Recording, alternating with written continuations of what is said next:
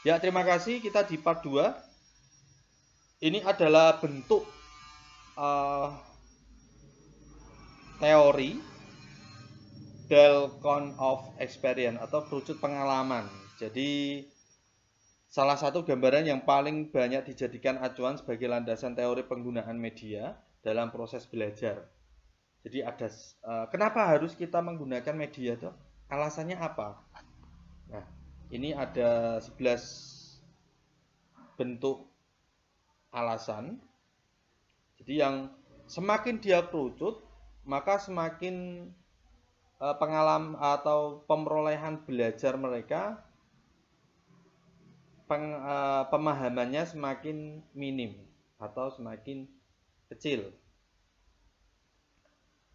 Yang paling dasar ya adalah pengalaman yang bertujuan. Jadi ketika kita mengajarkan kepada murid dan mereka melakukan sendiri dengan apa yang kita ajarkan dengan tujuan tertentu, maka pemahaman mereka dapat memahami pemahaman dengan baik.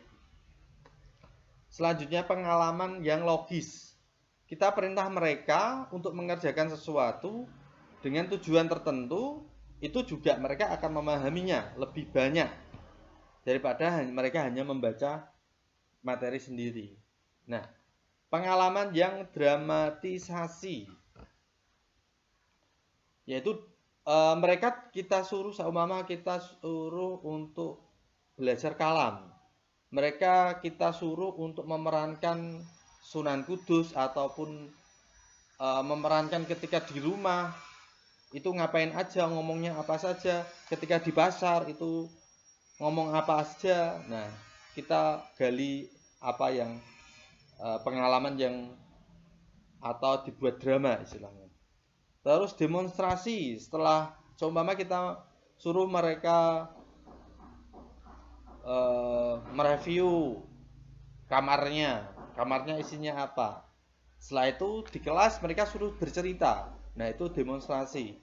Itu juga mereka mendapatkan pengalaman baru. Terus dharma wisata. Kalau dharma wisata kita ajak mereka pergi kemana? Ke tempat museum seumpama. Kita suruh mereka untuk mencatat mufradat baru.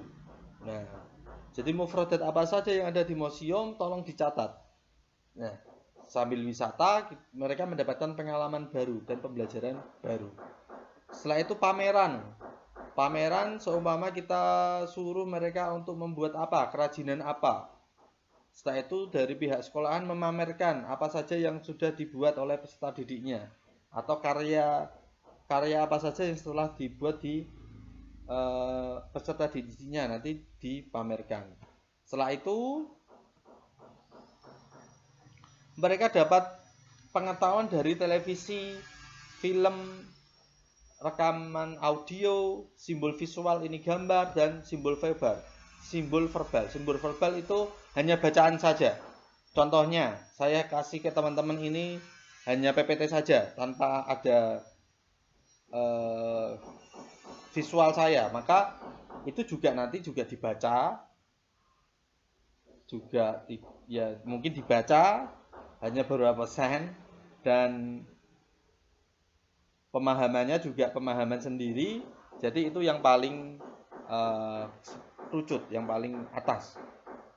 Berbeda ketika saya menjelaskan seperti ini juga ada yang mendengarkan, ada yang membuka, dan ada yang tidak. Kan seperti itu. Jadi sebisa mungkin saya memaksimalkan penjelasan apa yang saya sudah tulis. Nah, ini jadi ada suara juga ada tulisan. Selanjutnya,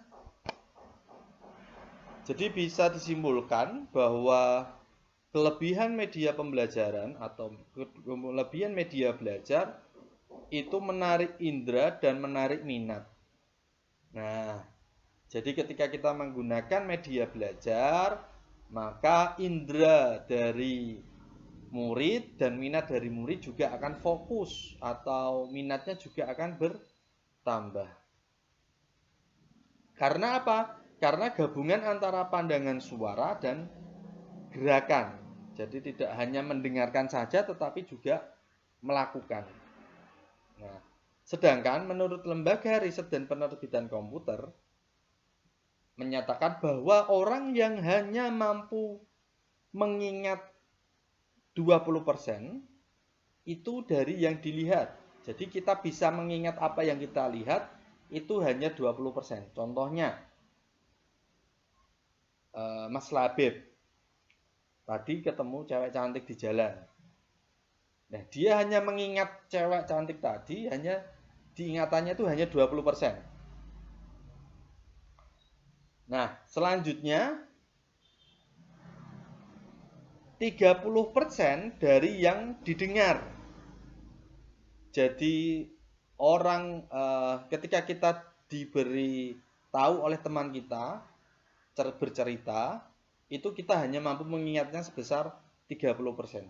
Tetapi orang yang dapat mengingat 50% itu dari yang didengar dan yang dilihat. Contohnya seperti kita ini. Teman-teman bisa memahami atau bisa memahami apa yang didengarkan dan yang dilihat itu sebanyak 50%.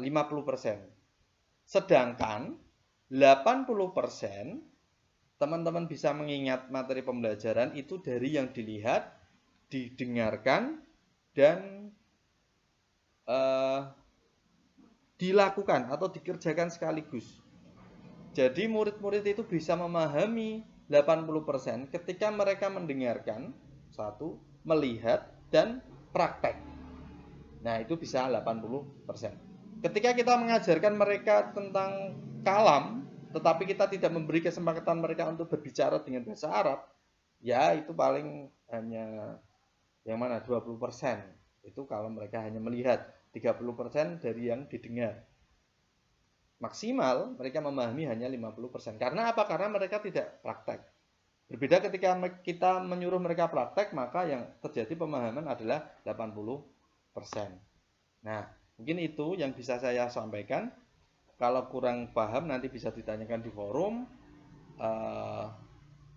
Cukup sekian.